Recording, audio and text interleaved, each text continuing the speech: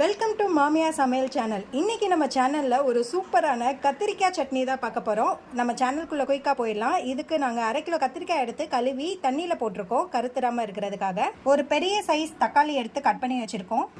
ஒரு 4 பச்சை மிளகாய் எடுத்து கட் பண்ணியிருக்கோம். ஒரு 20 சின்ன வெங்காயம் எடுத்திருக்கோம்.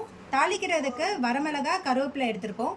இதோட இன்னும் 2 சீக்ரெட் இன்க்ரீடியன்ட்ஸ் இருக்குது. அதை நாங்கள் செய்யும் போது நாங்கள் சொல்கிறோம். இப்போ ஒரு குக்கர் எடுத்து அதில் ஒரு 2 ஸ்பூன் எண்ணெய் ஊற்றிக்கோங்க. எண்ணெய் ஹீட் ஆயிடுச்சு. இப்போ உரிச்சு வச்சிருக்க சின்ன வெங்காயம் ஆட் பண்ணிக்கலாம். இதை நல்லா மிக்ஸ் பண்ணிக்கலாம்.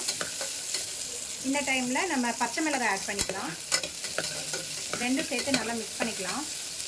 இதோட தக்காளி ஆட் பண்ணிக்கலாம். எதுவுமே ரொம்ப மிக்ஸ் பண்ணிகிட்டே இருக்க வேண்டாம். எல்லாம் ஒரு செகண்ட் 2 செகண்ட் மட்டும் பெரட்டிக்கிட்டால் போதும். லைட்டாக வதங்கிடுச்சு. இந்த டைமில் நம்ம ஹீரோ டிஷ்ஷான கத்திரிக்காய் ஆட் பண்ணிக்கலாம். நல்லா மிக்ஸ் பண்ணிக்கலாம். இதுக்கு தேவையான அளவு உப்பு ஆட் பண்ணிக்கலாம். இதோட நான் ஆல்ரெடி சொன்ன 2 சீக்ரெட் இன்க்ரீடியன்ஸில் 1 பெருங்காயம், இது ஒரு 1/2 ஸ்பூன் ஆட் பண்ணிக்கலாம். நாங்கள் ஒரு தக்காளி போட்டிருக்கனால கொஞ்சோண்டு புளியும் ஆட் பண்ணிக்கிறோம். இப்போ எல்லாம் போட்டு நல்லா மிக்ஸ் பண்ணிடலாம். நல்லா மிக்ஸ் பண்ணிகிட்டே வரோம். இப்போது இந்த கத்திரிக்காய்க்கு தேவையான அளவு தண்ணி எடுத்துக்கிறோம். அதை கிட்டத்தட்ட மூழ்கிற அளவு எடுத்துக்கோங்க. எல்லாம் மிக்ஸ் பண்ணிவிட்டு இப்போ ஒரு 3 விசிலுக்கு நம்ம வச்சு எடுக்க போகிறோம். இப்போ 3 விசிலுக்கு வச்சு விசில் அடங்குற வரைக்கும் நம்ம வெயிட் பண்ணியிருக்கோம். இப்போ திறந்து பார்த்துடலாம். கத்திரிக்காயெல்லாம் நல்லா குக்காகி கலர் சேஞ்ச் ஆகிடுக்கு. இந்த ஸ்டேஜில் நம்ம ஒரு பருப்பு மெத்தை எடுத்து நல்லா கடைஞ்சிடலாம்.